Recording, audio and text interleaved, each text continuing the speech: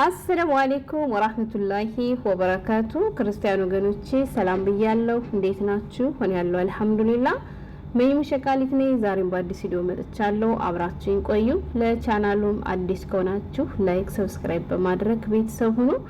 ውድ ቤተሰቦቼ የሀገሬ ልጆች ልክ እንደስከዛሬው እኛ ሸቃሎችን ብቻ የሚመለከት ሳይሆን ሁሉንም ሰው የሚመለከት አንድ ጠቃሚ ነገር ይዤላችሁ መጥቻለሁ። ሁላችሁም ከሰማችሁ በኋላ ለምታውቋቸው ሰዎች አካፍሉ። ምክንያቱም ይህ የሁሉም ሰው በሚባል መልኩ የዕለት ከዕለት ተግባር ስለሆነ ከዚህ ነገር ራሳቸውን እንዲጠብቁ ጥንቃቄ እንዲያደርጉ ይጠቅማቸዋልና ማለት ነው።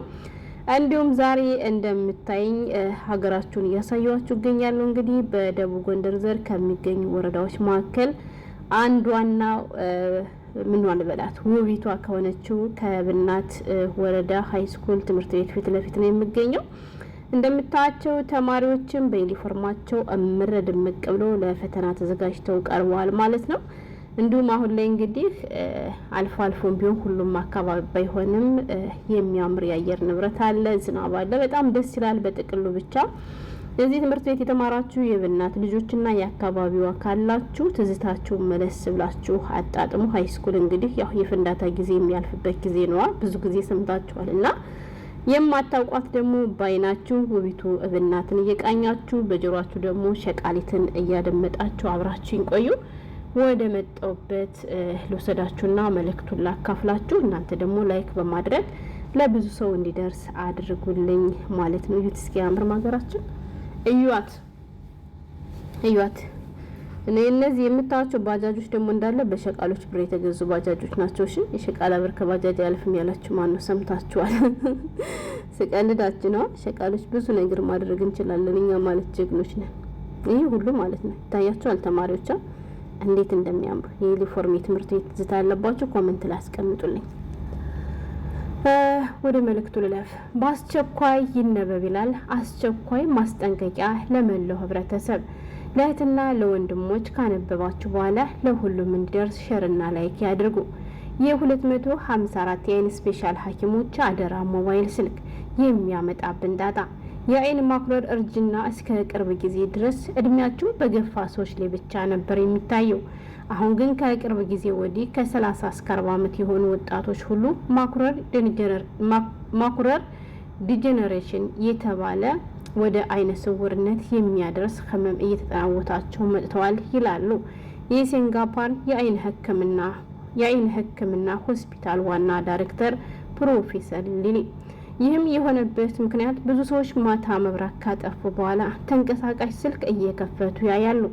በጨለማ ውስጥ ወይንም ጨለም ባለ አካባቢ የሞባይል ስልክ ለ30 ደቂቃ እንኳን መጠቀም መታረም የማይችል አደጋ ውስጥ የሚከትነው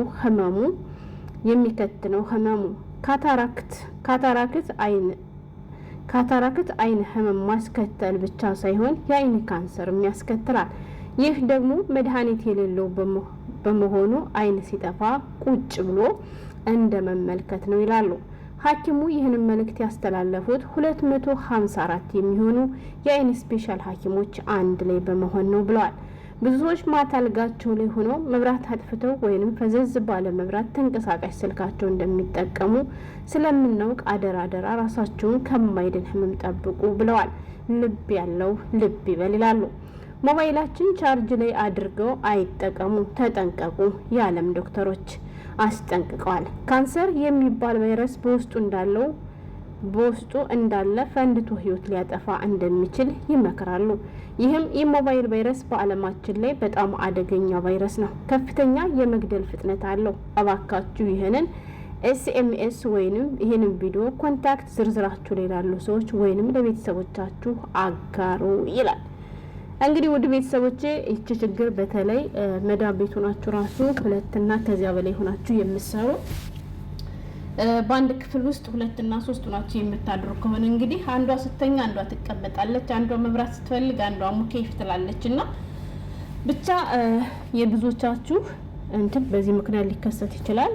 አንዷ ተኝታ እናንተ ደግሞ እሷ ስለተኛች መብራት አላበራም ብላችሁ ሸም ስለሚይዛችሁ ወይም ከሷ ጋር ደግሞ ሌላ ጣጣ ውስጥ ላለመግባት ስትሉ መብራት አጥፍታችሁ ስልክ የምትጠቀሙ ካላችሁ ጥንቃቄ አድርጉ። እኔ እንኳን የዚህ ሰለባ ተጠቂ አልሆንም፣ ምክንያቱም መብራት አጥፍቼ ስልክ አልጠቀም፣ ያው ክፍሌ ብቻዬን ስለሆነ ብቻዬን ነው የምጠቀመው። እጠቀማለሁ ልተኛ ስል መብራቴን አጥፍቼ እተኛለሁ አንድኛን ማለት ነው። ስለዚህ ሀገሬ ልጆች ስልካችን ቻርጅ ላይ አድርገን መጠቀም ፈንድቶ ጉዳት ሊያመጣብን እንደሚችለው ሁሉ ማታ መብራት አጥፍተን ስልክ መጠቀም አይናችን ሊያጠፋን ሁሉ የሚችል አደጋ ሊያስከትልብን እንደሚችል እንግዲህ 254 የሚሆኑ የአይን ዶክተሮች ጥናቱን አጥንተው እንግዲህ ያስተላለፉት መልእክት ነው። ስለዚህ እናንተ ደግሞ ራሳችሁን ከዚህ አደገኛ ነገር ጠብቁ። ለቤተሰቦቻችሁ ይሄን ነገር ያደርጋሉ ለምትሏቸው ሁሉ አስተላልፉላቸው ማለት ነው። በእርግጥ ኢትዮጵያ ያለው ቤተሰቦቻችን እነሱ ፈልገው ሳይሆን ተገደው ቢሆን መብራት በሌለበት ስልክ እንዲጠቀሙ ይሆናሉ ማለት ነው። እሱ ምንድነው ብዙ ጊዜ መብራት ስለማይኖር ያው ሲጠፋባቸው ደግሞ እንግዲህ ሌላ ነገር ማድረግ ካልቻሉ ቢያንስ ማለት ቲቪ ምናምን ራሱ አይማ መብራት ከሌለ ስለዚህ በየአልጋዋ ስር ተሸጉጣም ቢሆን እያንዳንዷ ስልኳ ላይ አፍጣን የምታመሸው ስልክ ስለነገሩ የሚሰራው መብራት ሲኖር አይደል እንደ ቻርጀር ከየት አድርገው ታየኔ ነገር። ለማንኛውም ውድ ቤተሰቦቼ ቀልድ አይደለም ወላይ ሸር አድርጉና አካፍሏቸው። እሺ ሰምታችኋል። እንግዲህ እንዳልኳችሁ ዛሬ በውቢቷ ብናት ፋፈሽ እያልኩላችሁ ነው። እህታችሁ መቼም የማላሳያችሁ የማላመጡ የለም። እድሜ ለኔ የእውነት እኔማ እንደው ለእናንተ እኮ እውነት በጣም አስፈላጊ ወሰን ሸቃላ እኮ ነኝ። የማላሳያችሁ የማላሰማችሁ እኮ ነገር የለም። በነገራችን ላይ በዚህ አጋጣሚ አንድ ነገር ልናገር። እንዳልኳችሁ ማታ መብራት አጥፍተው ምናምን ስልካቸውን ይጠቀማሉ ተባላ። እኔ ግርም የሚለኝን አንድ ነገር ልንገራችሁ። ምን በሉ ማታ ላይ ስራዬን ጨርሼ ክፍሌ ውስጥ እስከምገባ ድረስ በጣም እቸኩላለሁ። ለምን ለመተኛት። ከዛማ ሸቃሊት ሆዬ ክፍሌ ውስጥ ገብቼ ሻወሬን ወስጄ ልብሴን ቀይሬ ካልጋዬ ላይ ከወጣሁ በኋላ እውነቴን ነው የምላችሁ እንቅልፌ አይደለም እኔን ይቅርና ክፍሌን ለቆ ራሱ ብን የሚልብኝ ነገርስ ክፍሌ ውስጥ እስከምገባ እኮ ቸኩያለሁ።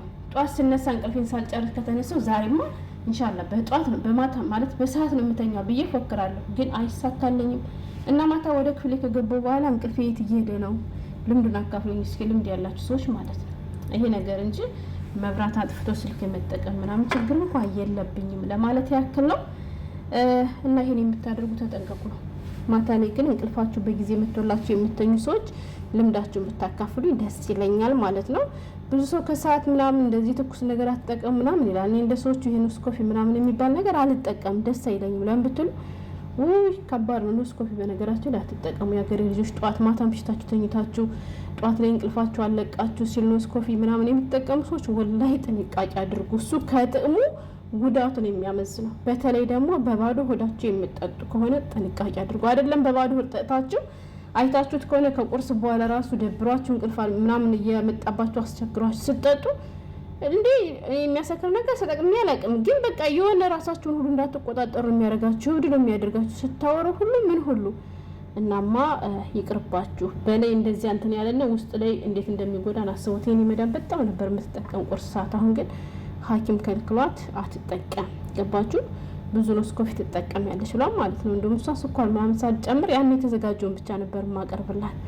እንዲያም ሆኖ ተከልክላለች። እና ኑስኮፊ ከምትጠቀሙት እንቅልፋችሁ ቢደፋችሁ ይሻላችኋል። እሺ እኔ ምርጦች እና ይሄን ለማለት ነው።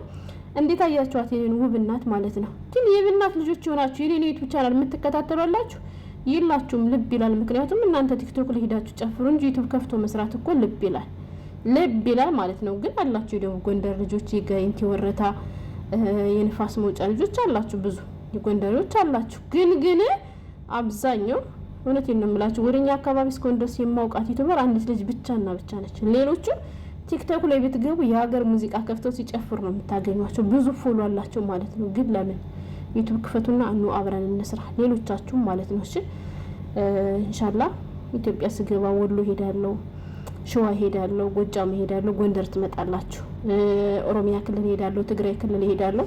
በጣም ብዙ ጓደኞች አሉ ማለት ነው። እዚህ ላይ ደግሞ እስኪ ሱቅ ላሳያችሁ። ጫማ ምናምን መግዛት የምትፈልጉ ካላችሁ ምረጡ። ዩቲዩብ ክፈቱና አብረን እንስራ። ከሀገራችን ስንገባ ማለት ነው ግብር የለው ቀረጥ የለው የምንድን ባለው የንግድ ፍቃድ አይጠይቅ። ሱቅ ክፈቱ። አያችሁ ሱቅ ላሳያችሁ። በዚህ አጋጣሚ አየው ጫማ ልንገዛ ሄደን ነው። እሺ ሰምታችኋል። ጫማ ልንገዛ ሄደን ጫማ እየመረጥን ነው። ቪዲዮ ላይክ አድርጉ። ስለተከታተላችሁኝ አመሰግናለሁ። ሰላም ሁኑ።